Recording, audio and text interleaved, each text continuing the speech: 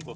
अब मजदूरी तो करनी पड़ेगी ना, दो दो बच्चे हैं, उनकी फीस भी देनी है पढ़ने के लिए, दो बेटियां हैं शादी के लिए, एक बेटा है, एक भी गोली भी नहीं देने के लिए हमारे पास पैसा नहीं है। 6500 रुपये सैलरी मेरे को पेंशन दे रही है। अब 6500 रुपये में पेट भरें या बच्चों को पढ़ाएं? अब चाय की दुकान भी खोलनी पड़ेगी, उस पर बोर्ड लगा दूंगा, हरियाणा सरकार का क्लास 1 गस्टेड अफसर चाय की रेडी पे चाय बेच रहा है।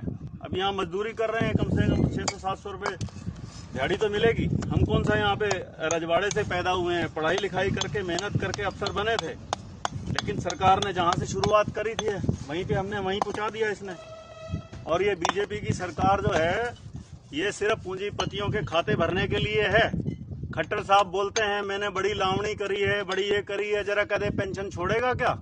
हरियाणा राज्य की उसको इतनी चिंता है, हरियाणा राज्य की उसको चिंता है कि 2030 तक दिवालिया हो जाएगा। और अभी बोल रहे हैं पिछले 3 महीने में हरियाणा ने 7500 करोड़ रुपया जीएसटी का इकट्ठा किया है। एक तरफ से तो दिखाते हैं कि हमारे पास बहुत सारा पैसा है, और दूसरी तरफ दिखाते हैं कि हम दिवालिया होने जा रहे हैं। ये दो स्टेटमेंट क्या है?